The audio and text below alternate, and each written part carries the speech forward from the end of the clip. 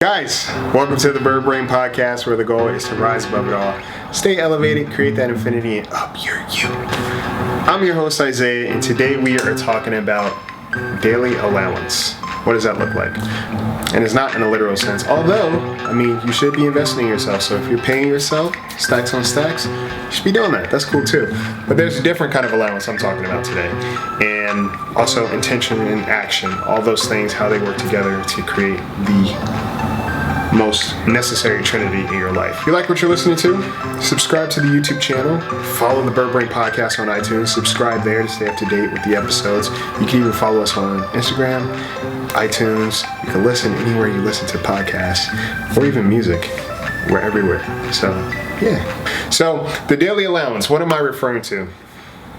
This is more of a kind of, I'd say, the allowance of things to exist in your life. The things that we ask for, the things that we seek, the things that we deserve. Allowing those things to happen and exist in our life. And the only way we can do that is with intention and action, or lack thereof action. This stemmed off of a conversation I was having with my buddy Ian. Shout out to Ian. One of the people that I personally, whenever I talk to, there's always a sense of peace that happens. Because in that relationship, the exchange, the intention is to just be present in each other's lives. And I think that's important to understand in your relationships. What are your intentions when you invest in relationships around you? Could be platonic, could be romantic, could be friendships. What are your intentions? And once you're clear about your intentions, what's your action? And once you're clear about your actions, what do you allow? You see what I'm saying? The ability to allow other things to work outside of you when you're not capable. We've all prayed, wished, hoped for, threw things out to the universe for a change. It could be a new house, it could be new puppy, new love, finances, career change. All of these things we've at one point or another just asked for. When you actually ask for help, what do you allow when you ask for help? Or do you ask for help? But yeah, I'm sure we've all done it. It's like, hey man, I need this new house, I need this new career. Please just let my finances change. Please let that love of my life come into my life, whatever the case may be. Well, guess I'm just gonna have to do it my damn self. Ain't nobody ever around here to help me. Always gotta do everything my own. Damn. When you ask for help, understand you are trusting that there is someone out there or something else out there that can help you better than you can help yourself.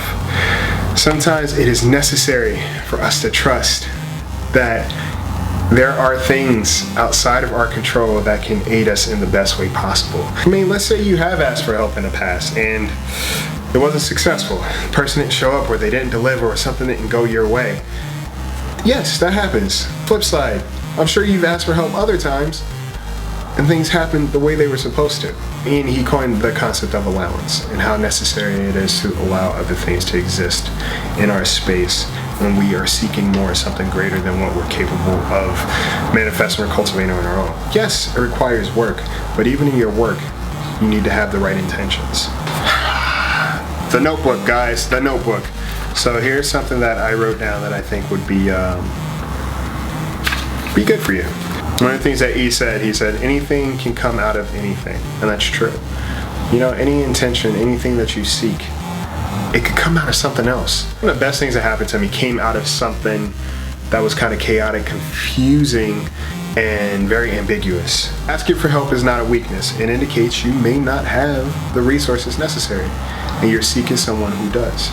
It's that whole spiritual DIY. If you're seeking something greater than what you could even imagine in this moment, you can't muscle it yourself. Probably like, well, how do I know if I'm not working enough or if I'm working too hard and things are just not working or I'm doing something wrong? So here's how I tell the difference. In my life, whenever I found me seeking something and these certain things will come up or I felt exhausted, that was an indication that I was trying to create something and complete something and control something that was completely out of my scope. So here's three things for you. Fluidity, fruition, frustration. When something is meant to happen, everything just seems to exist. Everything just seems to line up perfectly, and it's just very fluid. It's just very fluid, and things manifest from that. Whenever you're constantly met with frustration and it feels like you're overworking yourself, you're working yourself to the ground and you're left with a lot of confusion, that's an indication that you're trying to do something that's out of your scope in this moment. Your faith, the universe, whatever you need. Ask for help outside of yourself. Set the intentions. Have the right intentions for what you're asking and why. And then just allow things to take place. And you have to trust, again, that you're always going to be taken, that you're always taken care of. And that's what I lean into, because it allows me to not get so caught up in everything that is out of my control, but instead just do what I'm capable of. And once it starts to feel like work, like a confusing kind of work, and it's exhausting me and it's taking me out, that's when I know I'm doing too much and I'm not allowing things to take place. Understand when it's not your work. Do your work, not someone else's work. And you'll know the difference. You just got to feel it and you have to pay attention, and you'll get used to it. You'll start to understand when there is a constant friction, even in relationships. You know, whenever it feels as if you are at heads with someone in your life, and it could be anyone, ask yourself what your intentions are.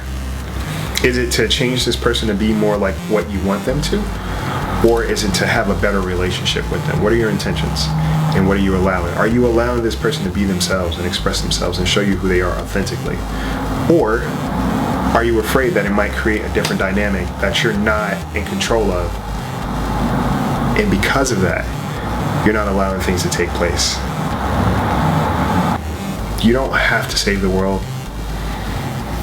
You don't have to do everything. You don't have to wear all the hats. Sometimes it's cool to ask for help. Sometimes it's okay, more than okay, to recognize what your intentions are and be honest about your intentions.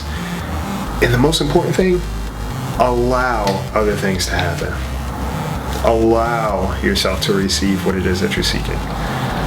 And trust it. All right, guys? I hope more than anything that you take a moment to just recognize and appreciate the people in your life. Love on them hard. And love on yourself. All right? Take flight, guys.